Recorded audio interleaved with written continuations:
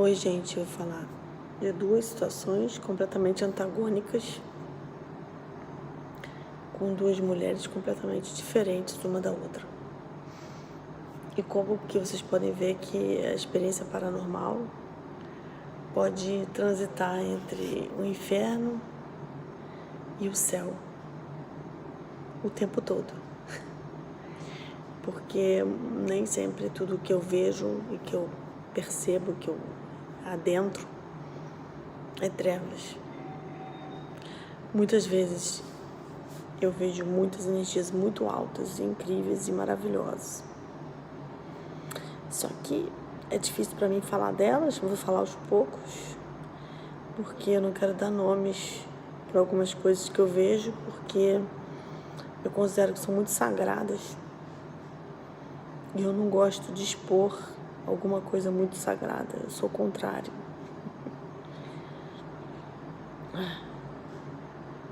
Eu vou contar duas situações bem interessantes. Se vocês quiserem, por favor, compartilhem meu vídeo. Então, uma mulher que eu atendi ela, que eu ajudei ela, que eu joguei carta para ela. E que durante a consulta eu via dois homens que estavam com corpos esquartejados. Na verdade, parecia dois corpos esquartejados, cheios de sangue. Eu via muito sangue. E era assim, como se fosse um tronco, sem cabeça, cortado, sabe? Perna, braço, tudo. Na visão que eu tive quando eu atendi ela de carta, de baralho, eu via tudo sangrando e tudo esquartejado. E parecia que eram dois homens, dois corpos de dois homens. Bom, aí essa mulher me vem com a seguinte situação. Por acaso essa mulher era do candomblé. E ela falou que tinha um karma muito pesado na vida dela. Porque os dois ex-maridos dela foram esquartejados. Eles foram esquartejados em uma comunidade que ela morava. Ela morava em comunidade. E foram em períodos diferentes, assim. Um foi esquartejado 20 anos antes. E o outro, 15 anos depois, estava com ela. Foram dois maridos que ela teve. E os dois tiveram o mesmo destino. E os dois foram em comunidades diferentes. Não foi na mesma comunidade que ela morava. Então, na verdade, não era um problema da comunidade que ela estava. Porque eles eram de comunidades diferentes. Ela falou que era um problema espiritual dela. Como se ela atraísse esse tipo de coisa. E que foi falado para ela que ela tinha esse karma pesadíssimo. Que os homens foram esquartejados por causa dela e não por causa do karma deles. Ela tinha acompanhamentos muito pesados que, se não fossem trabalhados para ser acalmados, porque ela tinha uns acompanhamentos que eu não vou falar o nome, eram tão pesados, que os homens morriam esquartejados em comunidades diferentes, em tempos completamente diferentes. E que ela estava cuidando disso, porque ela tinha que acalmar o acompanhamento dela. E o interessante foi que eu vi esses corpos perto dela, fazendo parte da vida dela. Eu não vou falar para você que eles prejudicavam ela, tá? Eles não estavam prejudicando ela, eu não vi eles prejudicando ela. O que eu vi foi até pior. Eu vi que eles amavam ela. E como eles morreram de uma forma muito pesada, foi muito traumático, eles ficavam perto dela. Mas no momento que eu estava vendo eles tinham um trauma tão grande, um sofrimento tão grande, que eles apareceram para mim assim. E eu vi que eles amavam muito ela, que eles protegiam ela. Essa história é bem sinistra, mas depois ela ficou super feliz do que eu vi, das coisas que eu vi para ela. Depois eu conversei com o pai de santo dela, me procurou e falou que é isso mesmo.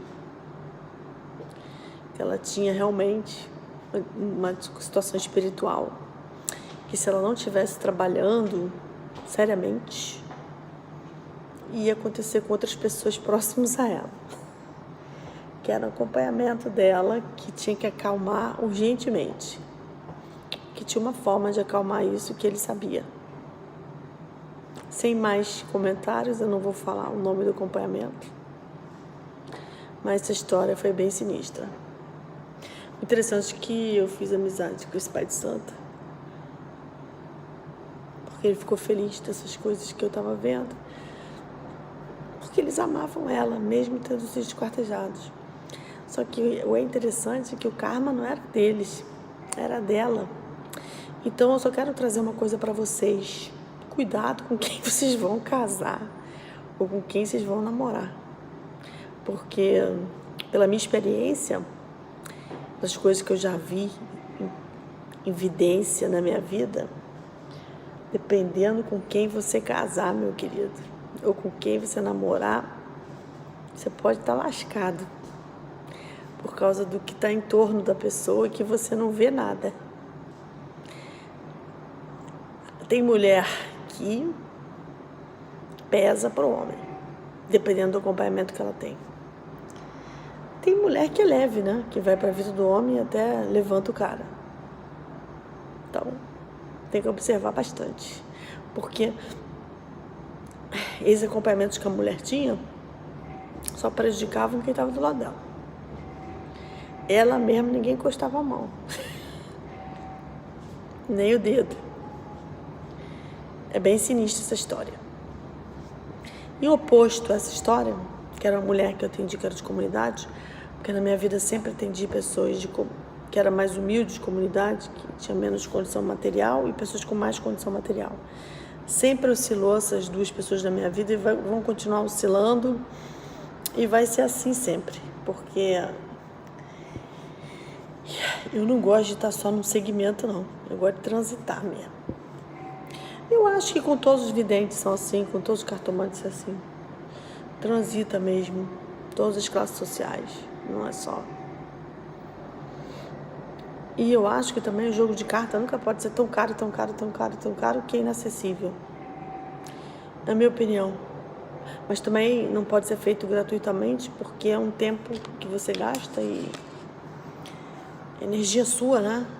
É um trabalho, é um segredo, tem uma troca, então não acho que tem que ser gratuito a carta, não acho. Não concordo com isso. Nem carta, nem massagem, nem terapia,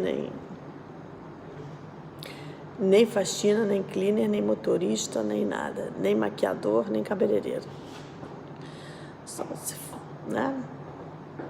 Nem maquiador, nem cabeleireiro. Que tudo é um serviço. Agora, outra história que eu atendi uma mulher que era pessoa muito rica mesmo. O pai dela era dono de um banco e ela foi jogar carta comigo e ela devia ter mais de 50 anos quando eu atendi ela. Uma mulher que tinha dinheiro de família. Uma mulher bonita também, mas eu fui jogar pra ela. Durante a hora que eu estava jogando, aconteceu uma coisa muito linda. Eu vi vários monges tibetanos em volta dela, tipo uns 6 monges andando atrás dela. E eles estavam segurando umas penas de passarinho. Eles estavam com penas de pássaro na mão. Eram várias penas coloridas e eles seguravam. Eram 6 monges tibetanos com roupa tibetana. E eles estavam no plano espiritual, rodando ela atrás dela. E eu fui jogando para ela e vendo as coisas dela, da vida particular dela, que é segredo dela, que é a vida dela privada. Isso é um problema dela e não interessa a ninguém. Mas na minha questão espiritual paranormal, que eu quero comentar com vocês, eu comentei desses monges tibetanos e falei com ela: olha, tem 6 monges tibetanos em volta de você. Eu acho estranho porque estão segurando umas penas coloridas e eles estão te protegendo. E ela olhou para minha cara e fez assim: Érica, nem te falo. De 2 em 2 anos eu vou para o Tibete. Ela tem muito dinheiro e ela paga tratamento espiritual com esses monges. Ela paga. Eu já atendi outra pessoa também que tinha muito dinheiro e fazia isso.